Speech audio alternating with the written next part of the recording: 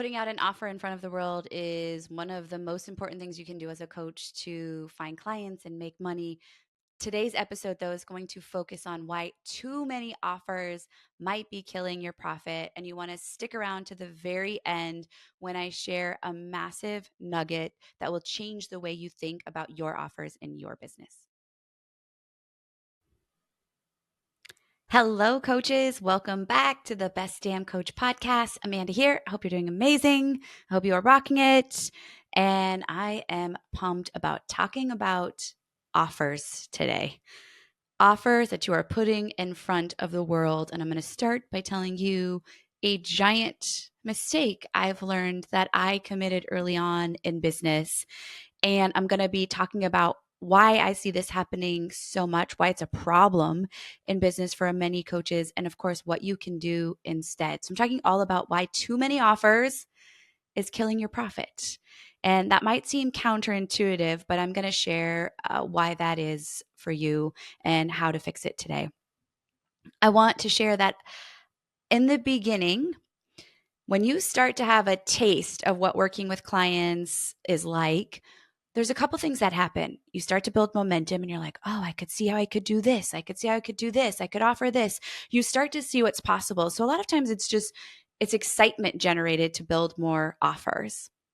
The other thing that happens is it's also like money generated. You're like, oh, I made money doing this. I could see how I could make more money doing this. Great, great on the surface. And the third way I think this happens is your clients actually ask you for different offers. They're like, oh, but you should do this. And you start to listen because you're like, oh, my client needs it. But often what you find out is your client said they need it, but them actually buying it are two totally different things. So I'm going to talk about the common pitfalls around creating offers and how you can simplify your business to actually make more profit in the end. So let's define just what I mean by offers. I've talked on the show before that there are differences between a framework, a coaching package, and an offer.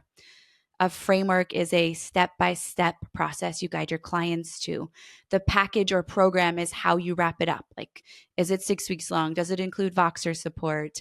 Does it include email support, live calls? And then the offer basically is the way you present it in front of your client that entices them to say yes to it. And I think the package and the offer are kind of like interchangeable for today's purposes.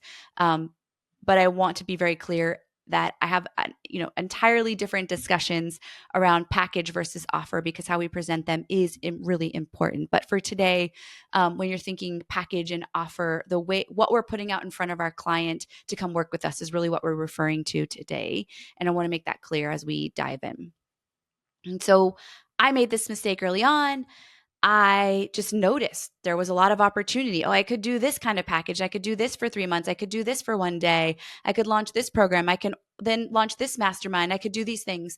And so before you knew it, I was making lots of money and I was making it from like 10 different offers. And on the surface, that sounds awesome. Yay, you were bringing in the revenue. That's great. What ends up happening though is a few things. Is when you start to put offers out there and you don't necessarily think about the long term, one giant struggle is if you don't have an ecosystem built around the offer, then you might launch it one time. And then the next time you go to launch, it's crickets. I see this happen so much. I experience this myself. But what happens is a coach decides they're going to launch a group program or a one-to-one. They get a great response on the first time, but they've done nothing for lead generation. They've done nothing to grow their email list. They've done nothing to grow their social following. They've done nothing around visibility and podcast opportunities. And so they're just relaunching the same thing over and over to the same audience. And then it feels like crickets because it was kind of like this knee-jerk reaction of like somebody said they needed something or this is a great idea. And while that does bring fast cash, that can be fast cash, it's immediate revenue. That doesn't necessarily mean if done inappropriately or not done if followed like not followed through with, that means that that's going to run out. And so I experienced this building offers, getting great initial like feedback like, oh, this is going to work.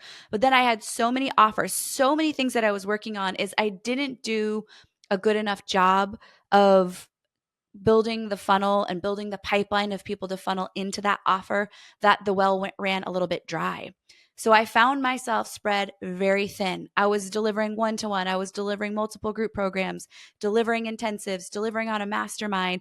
And I didn't really realize it when I was in it. It all felt kind of good.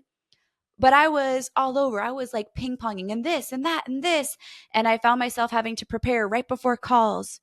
And man, that became an exhausting strategy. But honestly, I thought this is what it looks like. This is what building a sustainable business is like. You're just constantly on the go.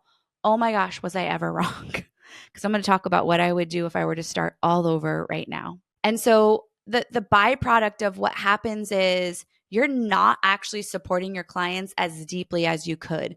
There's a watering down of customer service that happens. There's a watering down of preparation for yourself. What I do now to prepare for my client calls is actually night and day from when I had many more offers in my business. I spend days of cultivating content for my people, and the fruits of that are I see it before my eyes, the way they interact with the content, the way they engage with the content, the way that my community responds to taking action. And specifically, I'm talking about when I deliver call content inside the BDC. We have a monthly theme. So I am developing 2 basically new content pieces for them every single month, and they deserve the best. They deserve the best. And I can honestly say that I was so focused at times in my business of having more offers and making cash instead of focusing on making single offers better, which I'll get to in just a little bit. But I find that when you're spread so thin that your expert ability is watered down for sure. I see it in my colleagues all the time. I watch some of my colleagues now constantly trying to put new stuff out there. And my question is like, but what's working and how do we do more of the same?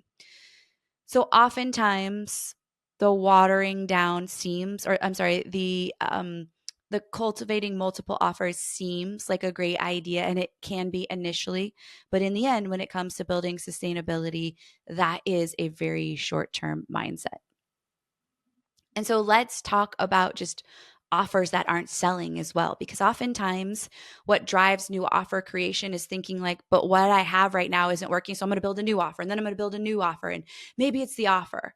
What I want to say is it's typically not necessarily the offer. It's the way you're marketing it. It's the messaging around the offer. Is a reminder for you is your clients are not buying your coaching. They're buying the results. So if people aren't buying, it's typically because you haven't expressed the value enough, so they don't get what they're going to get from it, or you're talking about it in a way that they don't understand it's for you. It's too broad. Like you might be saying, I coach people to overcome, or maybe to happiness, or I help people be healthier. Well, that's not exclusive enough or micro niched enough. The problem isn't specific and clear enough to know, is that me? Am I healthy? Am I not? Like I need more. I need more than that in order for you to be that purple duck. And so if you're hearing this and you're like, but my people aren't buying, it's likely one of 2 things. You haven't conveyed value, they're confused, or they don't know that you're speaking to them specifically, which the latter from what I see is honestly the more common.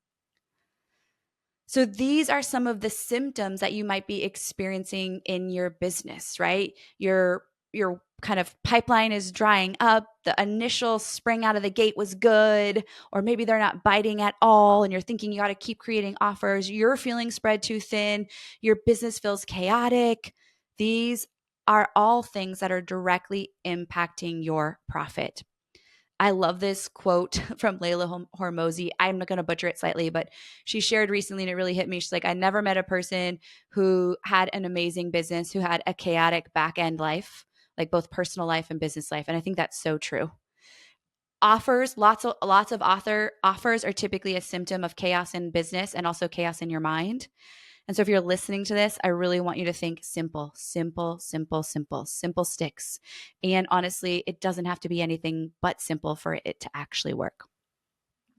So if those things resonated with you, what I really want to talk about is the what to do instead. And so we're going to talk about some solutions to how to create an offering suite in your business that feels congruent for you and that actually begins to be profitable. So I'm going to start just by saying what I would do if I could start all over from the beginning. How would I do it differently? Well, I would run the business model I have now. And that is, I would focus on one offer first, make it freaking awesome, and make an internal commitment to myself that I wouldn't offer anything else until I saw a gap and an opportunity that was showing up over and over and over. And then when I launched that second offer, I would do it very methodically. I would do it for a low price point, or even, like a few cohorts at low price point, or a few people at low price point, and like gather all of the data to prove the need and prove that the market is there for it. And then I would launch a second offer. So we've been in this for a couple years now. We're 2 years in and we've only had two offers, or 2.5 years, and we still only have two offers. We are going to be dropping, sneak peek, an offer in 2025 that's going to blow your mind, but I'm actually working on it already. I'm testing it. I'm building it out. I'm going to spend several months like testing and creating it before I even drop it to the public. But it's going to be unlike, it's totally going to be different than what other coaches are doing based on the shifts that I see in the industry. But the point is, if I were to do it over, and I kind of felt like I had that opportunity once I shut down the health and nutrition stuff, was I would focus on one offer and make it awesome. And so we focused on opening the BDC. We got founders in there. We tested it. We got feedback. We grew it. We increased the price. It's growing more. We realized there's one thing that I teach that changes everything. We opened up the Framework Builder Lab. We tested that. And now all we focus on, honestly, is actually filling the Framework Builder Lab, because we see that conversions happen into our upper levels when I focus on the Framework Builder Lab. And so it's such a simple business model. It's just so easy. It's one offer. And often what I find is that the internal dialogue is it's not working when that one offer starts to slow down. But what I want to offer is it is working. You have a leads issue typically. And so you've got to figure out how to create a solution to the leads issue, which might be what I'm going to be bringing out in 2025 and what's impacted our profit by 64%. And I think every coach needs it. So I'll be having a waitlist soon to get you guys in there as well that are interested in learning more about that. So if I were to do it all over, I'd focus on one offer and make it last, and make it so rich and so robust. Because think about it. If you're focused on delivering only one thing, great quality one-to-one coaching or great quality group program, you have so much time and space to look at how the client is operating inside of that, to figure out what's working, what isn't, to watch your KPIs, your metrics, to watch, the client move through your ecosystem. You have bandwidth. But if you're worried about delivering 15 different offers to different types of clients and you have multiple avatars in your business, there's no possible way that as a human you're going to do a good enough and robust job to really, I think, do what our clients deserve justice. And so for me, the answer is finding that one offer and building an ecosystem, or you might know it more directly as a funnel. I like to say ecosystem is building an ecosystem around it. Like, how do I get people into it? That is a place of value. How do I have my top level of all the free stuff that gets people into it? And really ask yourself, how can I simplify so my head doesn't feel like it's spinning in a million different directions? Because when we do this, there's like this, I don't know, this deep breath of like, oh, business can be easy. And I think there's kind of this culture around things that says business is hard. Business has to be hard, but it can be easy and it can be fun. And so if you're evaluating, okay, but what offer is that for me? I would lean on that. Like, two questions. What's bringing in the most profit, and what do you love serving the most? Like, what do you love delivering on the most? When you can find congruency in those two answers, that is a great place to just let yourself focus on this one-to-one or group program. If you're thinking group or one-to-one, I would get really good at one-to-one first. Let that really be so awesome that your client roster is filled. You feel like your capacity is tapped, and then you can enter into a group program. And you guys, that is easily a 6-figure business model. If you have one-to-one coaching and a scalable version of that and a group coaching, you can easily create a 6-figure coaching business with those two things. That's how honestly, I grew my first 6 figures only on one-to-one. And then to get into the multiple 6 figures, obviously there was a capacity issue. That's when I started putting together way too many offers in hindsight. And then there was opportunity there for sure. So I just see this trend happening in the industry. We're just constantly throwing new offers out there. And what I just want to remind you of is I think it's probably impacting your profit in a negative way. It's confusing your audience. It's probably confusing you, and it's spreading you so thin that you're not able to get great at what you're really great at. And a simple business model doesn't have to have lots of offers for it to be profitable. It's about focusing your energy on the right places. And that is often just the ecosystem that's built around that offer specifically, which absolutely takes time and energy as well. And so if you want to talk about your offers, if you're not sure, oh gosh, Amanda, this like resonates with me. I'm putting things out there. Nobody's biting. I keep throwing things out there. There's still confusion. Then I'm always happy to have a conversation with you on Instagram. Hit me up, ask me a question. My handle is A Walk My Way. And what I want to remind you at the end of the day is your offers are built for service. This is the most important part of this whole conversation. Our coaching packages should be built to solve a problem, not to make money. When you solve a problem, the money will follow. So be careful on if you're just creating your offers because people are asking for them, or you see a quick win of cash infusion. That might be true, but great businesses are built on a foundation that feels congruent for you and that feels sustainable and simple. And if you don't have that, I'm happy to even overlook your business and do a business audit and share more about what opportunities you have to monetize your business in a really sustainable way and with an offer that really aligns to who you are and to the audience that you're serving. So again, shoot me a message on Instagram. And if this episode speaks to you, the most awesome thing you can do is just copy the link, paste it to somebody who you think can listen, take a screenshot, drop it in your stories. And I'm just so grateful that you are here listening with me every week and that you're going to take what you hear here on this show and really reflect and, look at it, listen to it from the lens of your business. And if there's any way I can support you on the way, of course, I am here for it. So until next week, go out and coach them up.